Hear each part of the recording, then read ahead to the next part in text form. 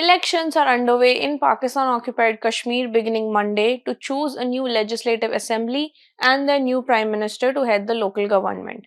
Now, even though Pakistan controls POK, they give it a special status with its own prime minister to symbolically show it as an independent country. The first phase was chaotic and was marked by scuffles, arrests, and rigging claims between allies turned rivals PPP and PMLN. Moreover, roughly 18,560 security personnel backed by police, rangers, and army units were deployed across the division.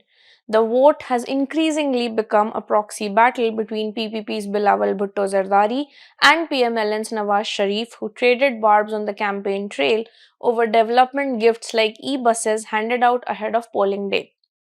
The remaining two phases of POK's elections are set for August 2nd and August 10th. But why are they significant? Hello and welcome to The Print. My name is Debdutta and I bring to you today a deep dive into elections in Pakistan-occupied Kashmir and why this election is of particular significance. So, protests have rocked the region since last month over the abolition of refugee seats in the Legislative Assembly. These issues have till date not been addressed by either of the contesting parties. And before we get into the electoral details of this, here's a background of what has transpired. In June this year, the Joint Awami Action Committee or the JAAC, which is a coalition of trade groups, civil society organizations, and religious bodies, called for a march on the regional capital Muzaffarabad, demanding that officials abolish a set of 12 contested assembly seats before polling day, that is 27th of July. These seats have historically been assigned to refugees who came from India. So, this is basically a vote unfolding against a backdrop of deadly street protests, arrests, bans, and a boycott by major parties and groups. Apart from this, there is another flashpoint.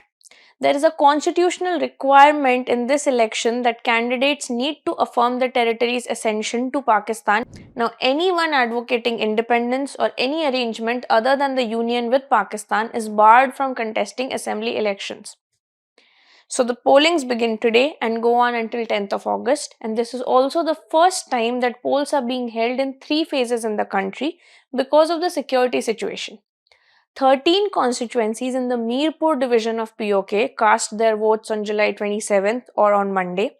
9 constituencies in the Muzaffarabad division and the 12 reserved seats for refugees across Pakistan go to vote on 2nd of August, and the remaining 11 constituencies of the Poonch division, which is also among the area hit hardest by the recent unrest, vote on 10th August.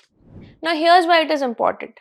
Apart from the bullets and bans, in the 2026 elections, two of the region's historically strongest political forces are missing. One is the JAAC, which led the protests earlier this month, and then there is Imran Khan's PTI. Now, the JAAC is seen as a people's movement which has run a campaign seeking electoral reforms and now stands banned and barred from contesting. We will get into the details of it in a bit, but before election, several of JAC's leaders and members did try to run as independents, but their nomination papers were turned away on various technical grounds.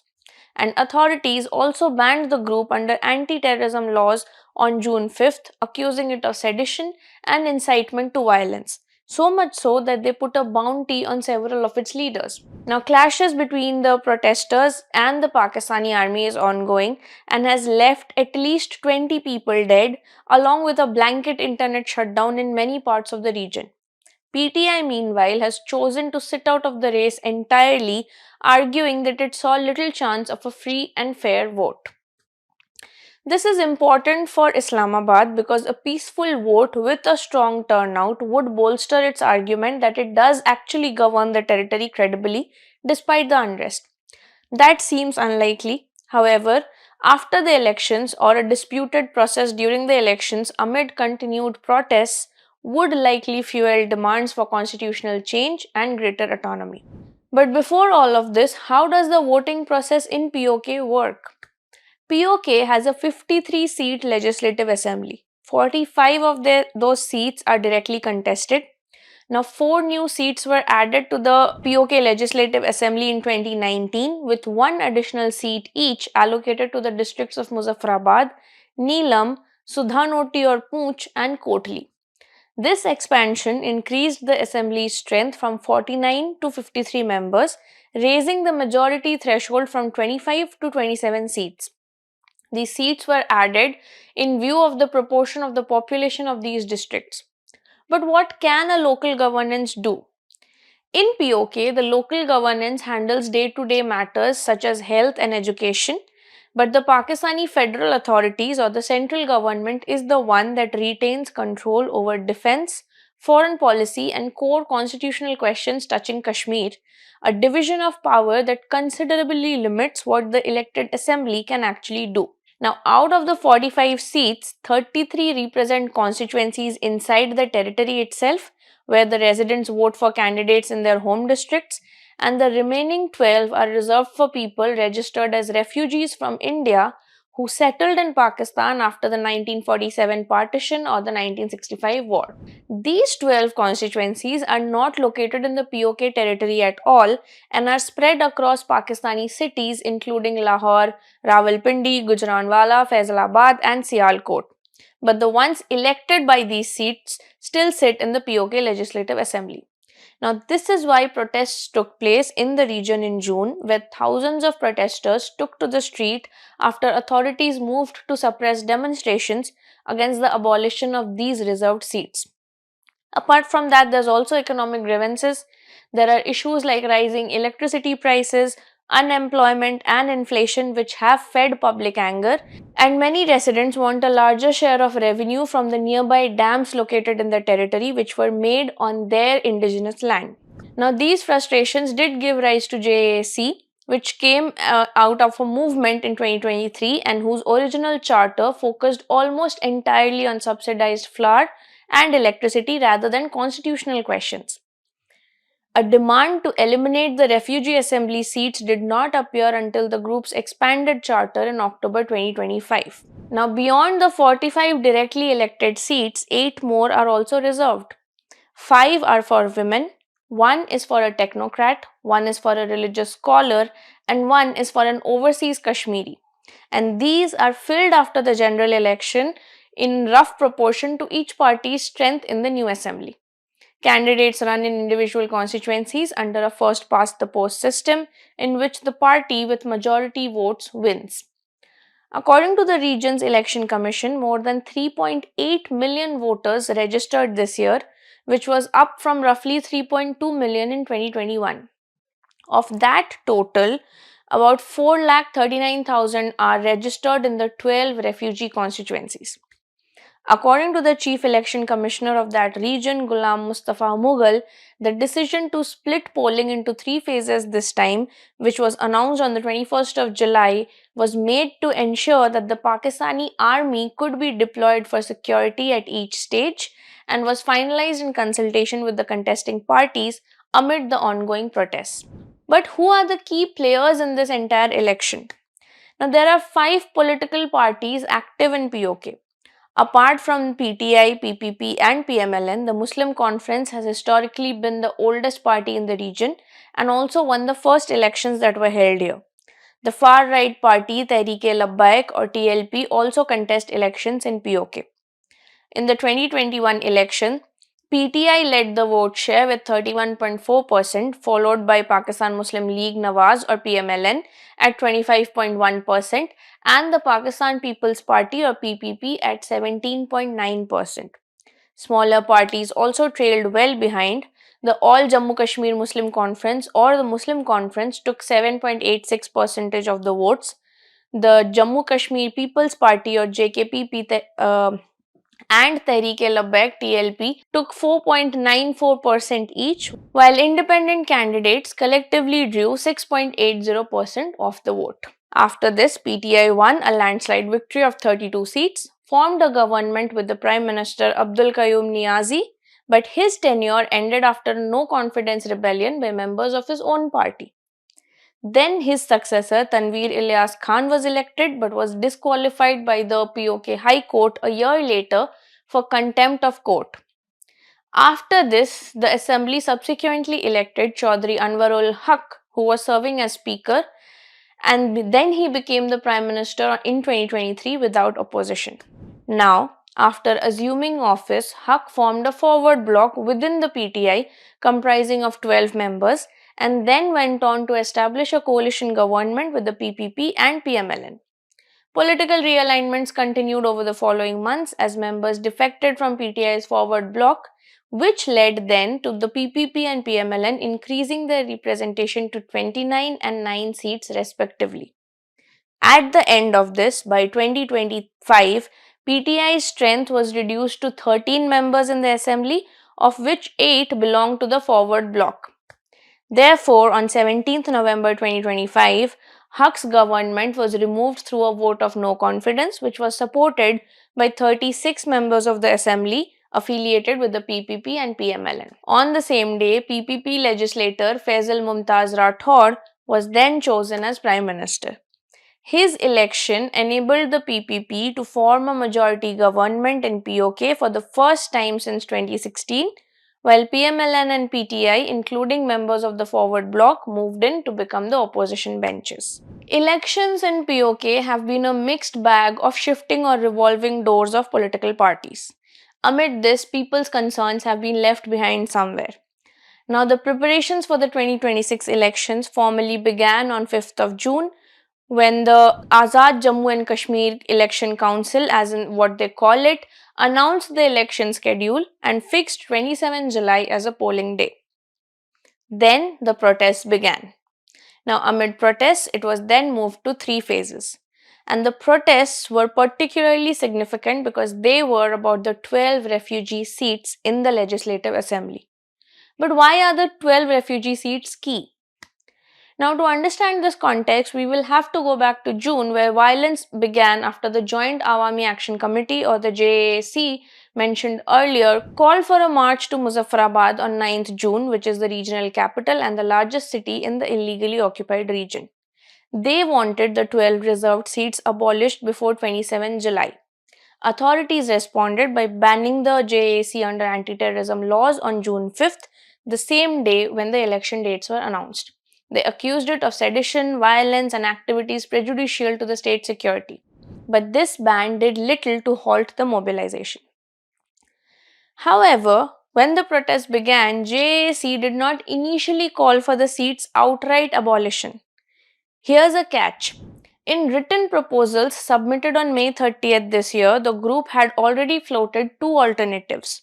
One was the preserving of the token refugee representation until the broader Kashmir dispute is resolved, or replacing the 12 reserved seats with 4 seats on the Council of POK, or the AJK Council as they call it, which is a 14-member body chaired by Pakistan's Prime Minister and oversees matters such as electricity, banking, and parts of taxation, which fall outside the Territorial Assembly's authority altogether. Here's what happened. Both proposals were rejected at an all-parties conference in Muzaffarabad on 3rd of June. But why does JAC want these seats to be abolished? For them, the core objection is one of geography. They say that representatives who are elected by the voters living outside of POK should not help decide the composition of a legislature of which they have nothing to do with. Now, the POK government, or even the federal government for that matter, rejects this framing. According to Pakistani officials, the seats have existed since the territory's first parliamentary elections in 1975.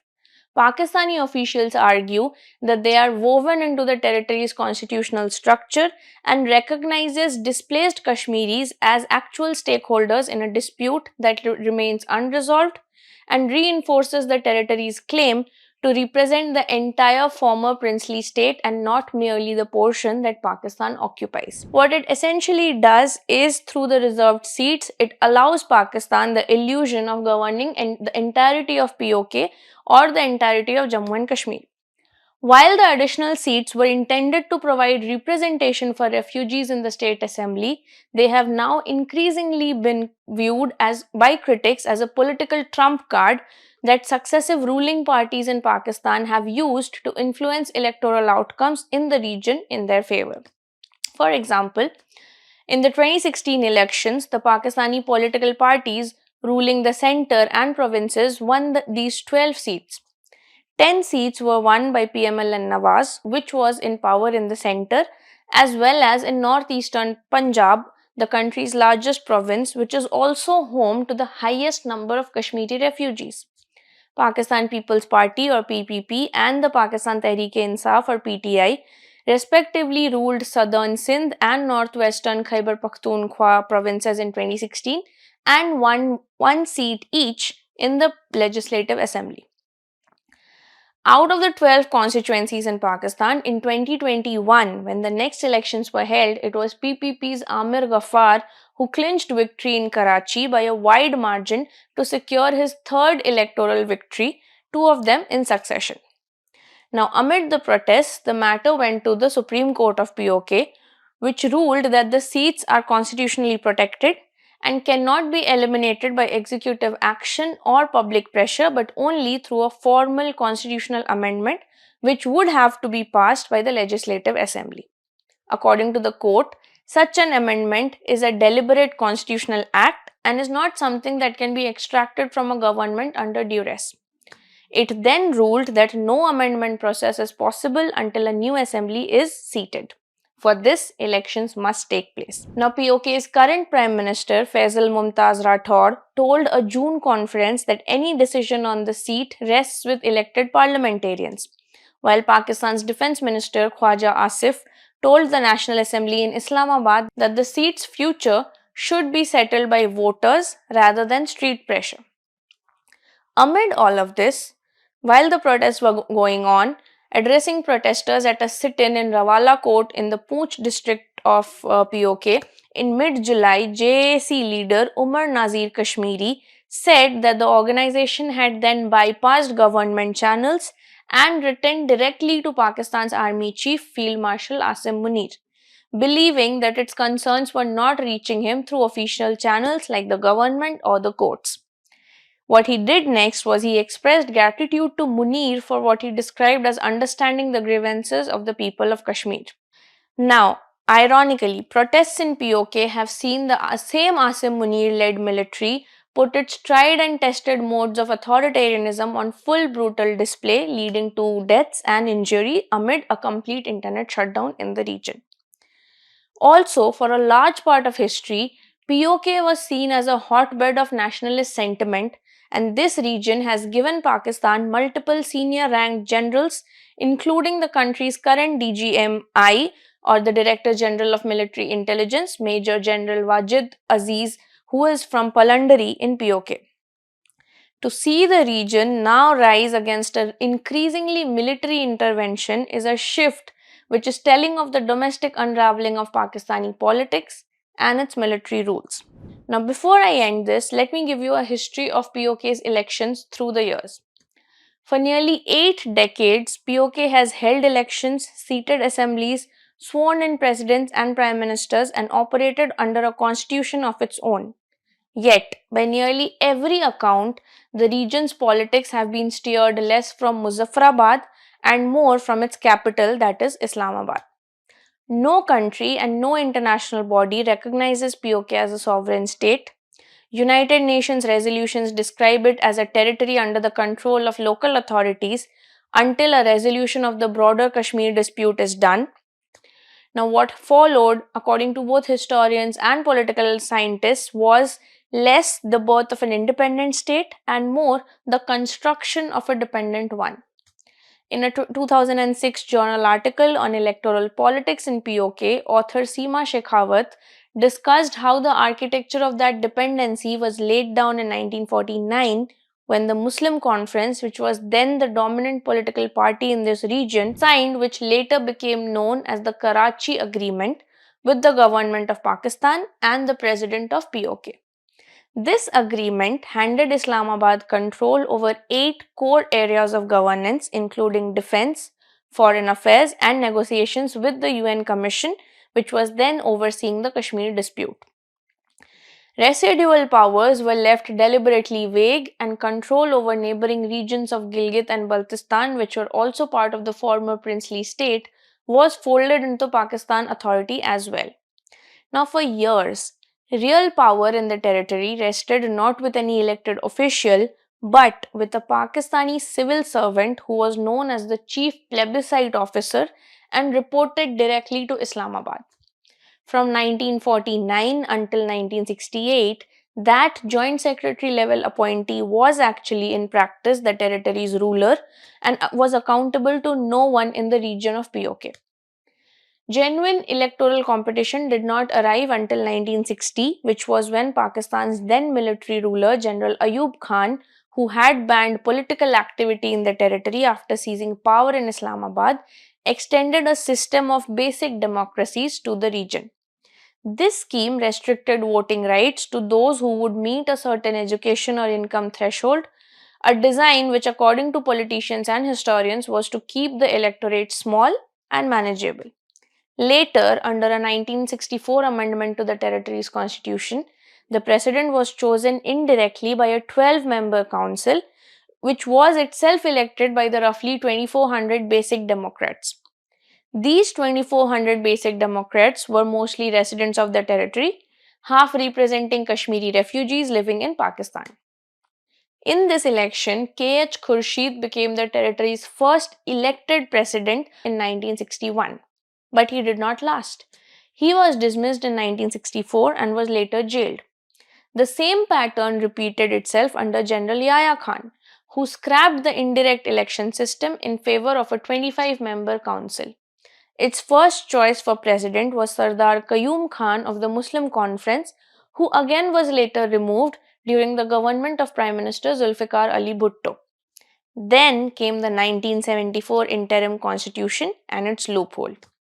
So in 1974, a new interim constitution was adopted, which restructured the territory's government again and shifted executive authority from the president to a prime minister alongside a 13-member body, which Pakistan called the Azad Kashmir Council.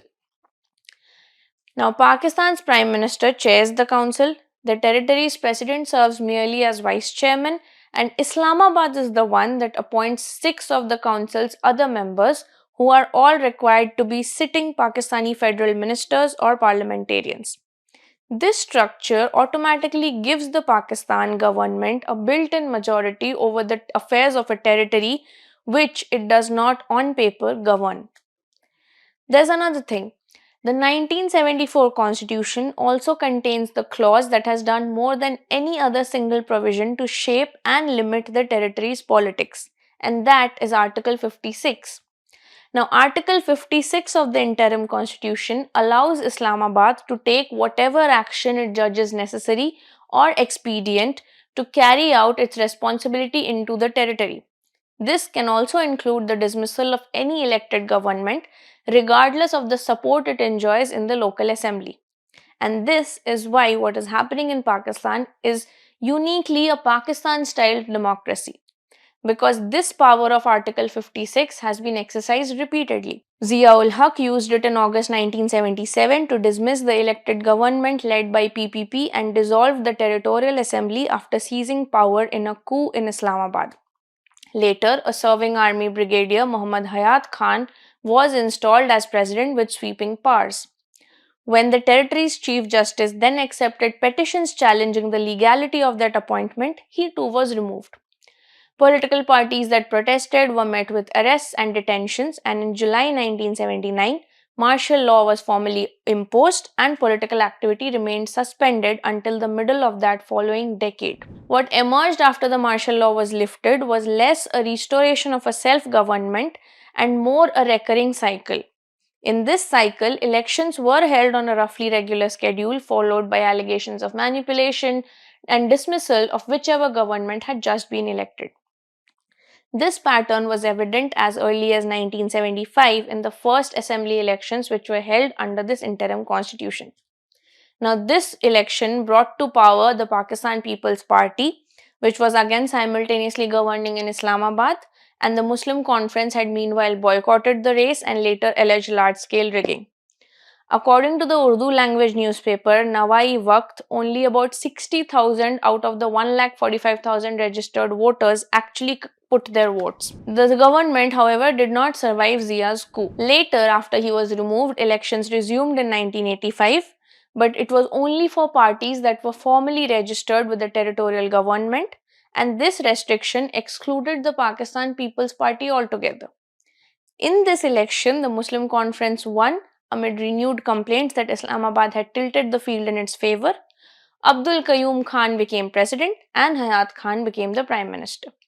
This seesaw continued through the 1990s. A 1990 election brought Raja Mumtaz Hussain Rathod to power as Prime Minister with backing from the Pakistan People's Party government, which was then also in power in Islamabad. He later faced immediate friction from President Sardar Qayyum, who was a Muslim Conference figure, and delayed swearing in members of Rathod's own winning bloc. Later, when the political tide in Islamabad turned towards Nawaz Sharif's party, the 1991 elections delivered the Muslim Conference a majority amid what observers describe as widespread rigging. Here's what happened. Rathod refused to accept the results. He was dismissed under the Territorial Constitution's Article 56, which we talked about earlier, and was later arrested and imprisoned.